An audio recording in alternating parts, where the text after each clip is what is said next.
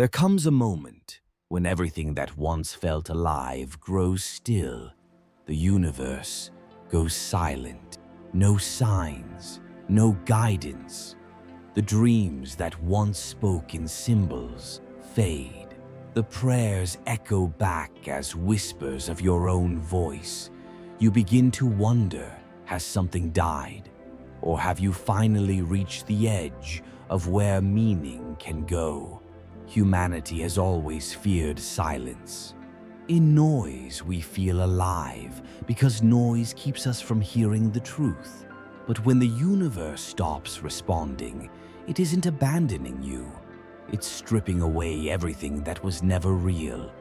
Your false certainties, your illusions of control, the soft comfort of believing that someone or something will always answer your cries. Yet in that silence, something else begins to breathe, a faint pulse beneath the void. The silence is not empty, it is alive, it is watching, it is waiting. And as you stand there, terrified, lost, and raw, it begins to whisper the only truth that ever mattered. You were never alone. You were only asleep. The silence of the universe is the sound of something ancient stirring beneath your consciousness. Something older than language, older than time, older than you. This is where awakening begins. When silence deepens, it begins to speak in another tongue, not the language of men, but the forgotten language of the soul. Symbols, images, shadows that move through your dreams like old gods returning. Jung once said, "The soul speaks in images." When the universe goes silent, the soul begins to remember. The dreams grow darker, not to terrify you, but to awaken what's hidden. You start to see patterns where logic sees none. A crow that won't leave your window, a voice that whispers your name just as you wake, the same number appearing again and again. The rational mind calls it coincidence, but the ancient part of you, the part that remembers the fire and the storm and the first cry of man, knows it's something else. These are not hallucinations.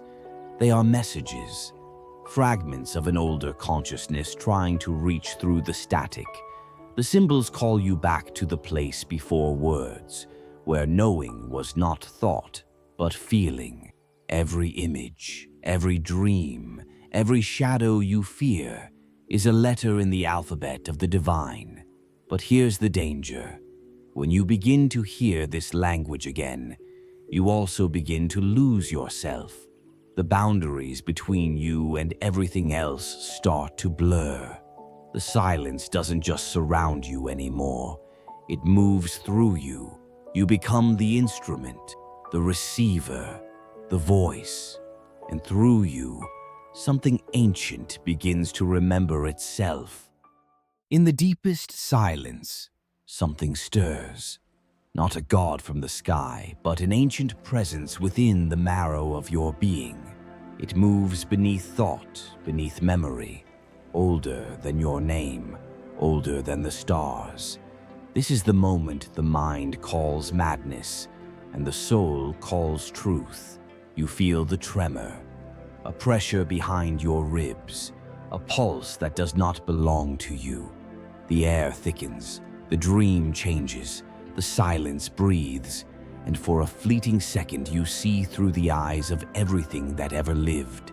The trees, the oceans, the dead, all connected, all whispering through you. You remember what the ancients once knew, that consciousness is not yours. It is you, the oldest thing in existence, dreaming itself through human form. Jung called it the self. Mystics called it the God within. Shamans called it the spirit that never dies. But it has no name, because names were born from it. The awakening is not a vision, it's an undoing. The ego begins to fracture.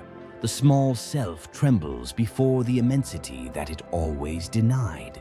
This is not enlightenment. Its eruption, a volcanic force rising from the black sea of the unconscious. You will want to run. You will want to make it stop. But you cannot, because this is not happening to you. It is you happening. What was asleep is awake now, and it remembers everything, every life, every death, every shadow of history moving inside your blood. The gods you prayed to were never in the sky. They were waiting behind your heartbeat, and now they've opened their eyes. When the ancient awakens, the first thing it does is destroy every false belief, every comforting illusion, every image of God you ever built to keep the darkness away. One by one, they burn. This is the death of the old God. The voice you once begged to hear now dissolves in silence. The Father, the Savior, the Guardian, gone. And what remains is terrifying, because you finally understand no one is coming to save you. The light you prayed to was your own consciousness reflecting through the veil. Nietzsche called it the death of God, but he didn't mean it as a victory. He meant it as a wound in the human soul where meaning used to live. Yet only through that wound can something real be born. When the old God dies, the child of silence begins to breathe. You are no longer a believer. You are the belief itself, no longer a seeker, but the question that never ends.